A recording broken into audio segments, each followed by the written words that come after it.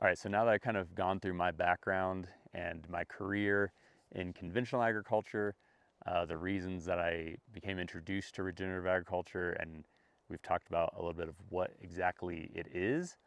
Now I want to talk about kind of my three main reasons why I think implementing it will be massively positive for society and for the world, and a much needed change. And the first of those three reasons is ethics, right?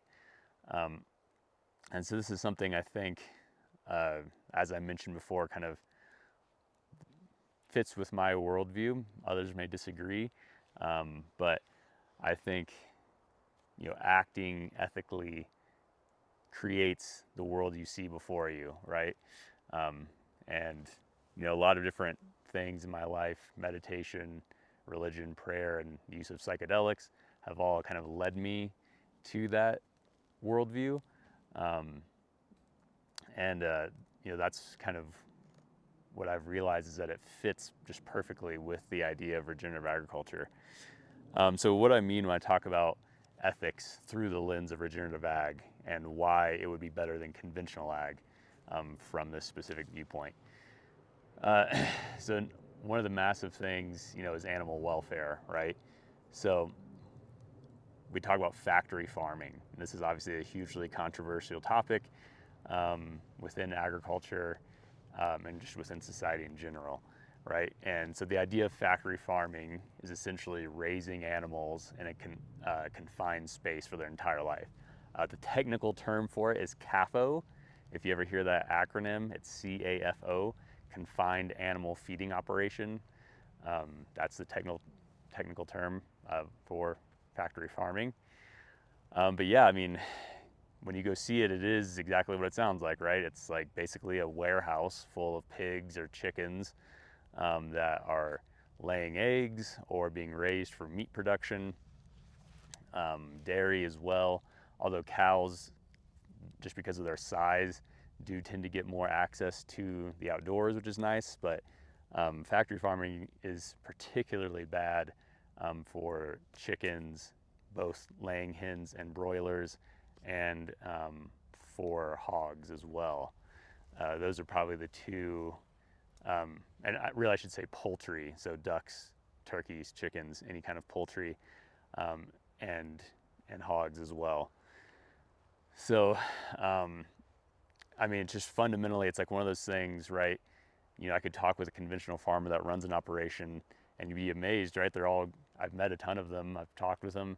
They're good people. I don't want to put this out there in a way to disparage them as humans, but it's just one of those things like it doesn't click until it clicks, right? And once it does, you can't unsee it anymore. But um, when an animal's raised in that environment, it's just it's not in any way, shape, or form able to express its natural instinct, right? And this is something Joel Salatin talks a lot about, and I like the way he describes it, like the pigness of the pig, or the chickenness of the chicken, right? So it needs to be able to express the instincts that it has, which, for a pig is being out in sunshine, rooting around in dirt, um, and rolling around in mud and things like that, right? And sniffing around, foraging, and for chickens, it's very similar. Walking around, scratching, looking for bugs and insects, eating some plant material as well in sunshine and fresh air. That's how these animals were meant to live. And within a factory, a warehouse, it's all artificial light. Um, they are breathing air that is contaminated with their own fecal dust. So they have to have these massive ventilation systems to prevent that. The workers that go in and out of these facilities, like these facilities are literally considered like biohazard areas, and it's very strict. You have to like disinfect before you go in and out of them. You can't just like walk in there as anyone, because the potential for disease is so high, because of how weakened the immunity of these animals are because of the unnatural environment they exist within. And so from an ethics standpoint, it's just like, it sounds harsh to say, and I know, people that are in the conventional ag industry that I've worked with many, many years won't enjoy it, but it really is just fundamentally like an unethical way to raise animals. Um, and I know, like, the pushback that they would normally give on that would be, well, how else do you expect to feed the world, right?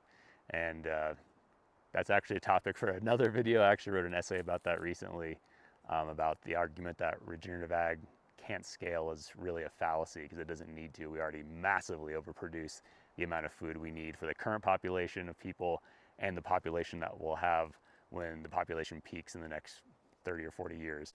And one thing I want to talk about too that might be a little different when people hear about ethics in this, especially from the factory farming perspective, is, the more, again, that you kind of go down the rabbit hole and realize it and kind of see it, um, the more I extend that same idea to all forms of life, right? So I'm not a fan of like hydroponic indoor growing of plants for kind of the same reason.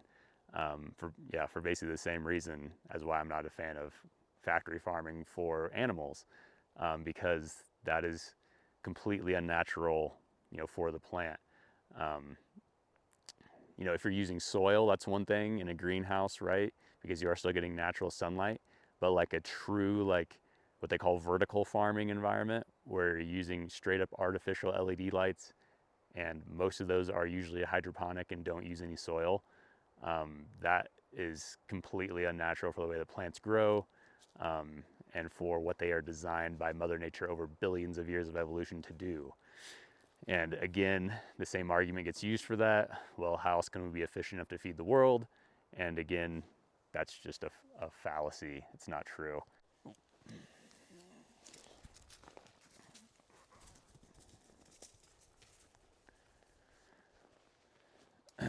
Yeah, one of the biggest reasons in general why, ethically, I think we must change from conventional farming for the betterment of society and our food system is that um, the commodification of food, that alone is unethical as well, right? Like, I, Native Americans, indigenous peoples all across the world just had a sacred relationship with the environment they lived in and the food that they ate and wherever that came from. They had massive respect for it. And they did not just see it as a blank commodity that's the same as everywhere else, right? That's kind of what the definition of a commodity is a certain product or service, or thing, that is just repeatable and not unique in any way and can just be mass produced and mass scaled. And applying that idea to food, you can see why it's resulted in this epidemic of terrible food and ultra processed food that we see now in this country, by looking at food with the idea of it's just a commodity, it's just another thing to keep us going. It has no sacredness, no depth to it. It's not worthy of respect, right? It's just about making as much of it as possible to make profit and keep people fed in the cheapest way possible, right? And maybe for a point in time in history, we had to do that, right? So I understand, I don't deny the history of why the conventional ag industry came about in the last 100 years. The human population in the early part of the 1900s, the 1900s, was just growing exponentially at that point.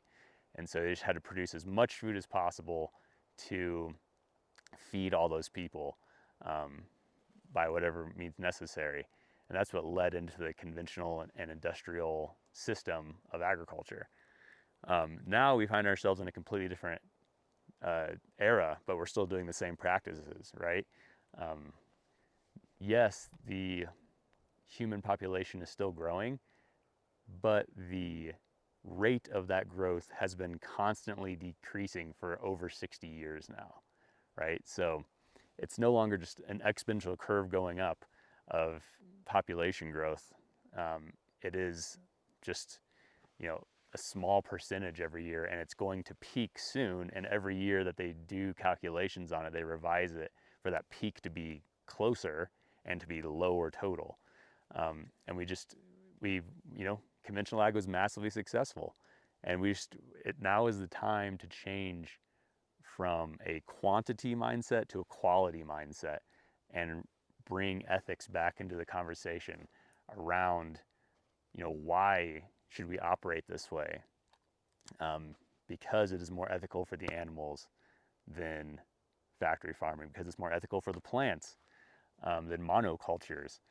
And altogether, it's more ethical for the ecology and the environment and human civilization. And I think that would have far-reaching impacts into how we treat each other and how we value the things we value, and not just wanting to spend our life getting a big house or a Lamborghini, right? And valuing relationships in our community and the things that are actually important: learning, education, art, and creativity. Things like that in life that bring true joy and fulfillment and happiness.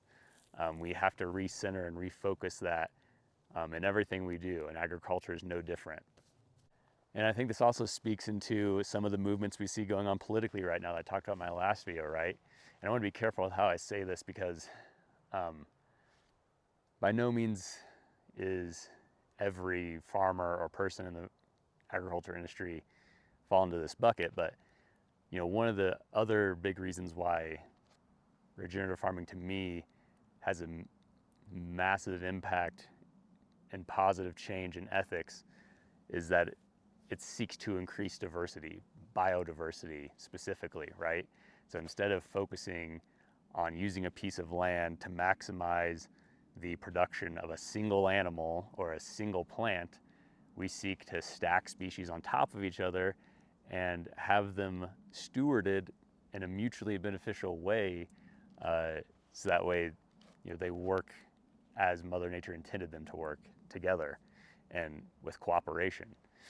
And diversity has obviously been a hot topic over the past many decades, really most of my life in American politics. And I think it speaks perfectly here with regenerative ag, is that there is a movement right now that's just undeniable within MAGA, and even more particularly America First and Nick Fuentes and some of those folks that I talked about in my last video, where they just straight up are white nationalists, right? Christian nationalists, white supremacists. And that's a very similar mindset to monoculturing in agriculture, right? Seeking to dominate a given people or given area with the ideas of a single group of people and a single race to the superiority of everyone else, right? And to the maximization of their ideas over everyone else's. And we see the horrible, unethical consequences of that over the last several hundred years of European colonization. So it kind of fits, again, just perfectly with where we find ourselves in society. We've seen the damage that can be done when you impose through violence and through domination, through coercive tactics, the viewpoint of one group or one nation or one religion or one people over everyone else's. How bad that can be and what results from that, the genocides and slavery and war that come from that, and extraction. But instead, regenerative agriculture seeks to undo all of that, through the lens of how we produce food. And as I said, I would expect if a society engaged in that at scale, you would see that same ideal spread out into all aspects of politics and just human relationships in general, and art, entertainment, and business, and everything that we do.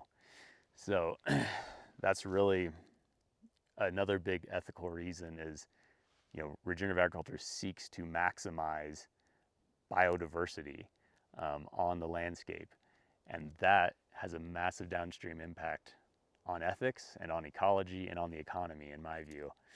And so that'll be the next topic I talk about, will be how focusing on regenerative agriculture can impact ecology in a positive way that has, once again, benefits both inside the food system and in other aspects of society.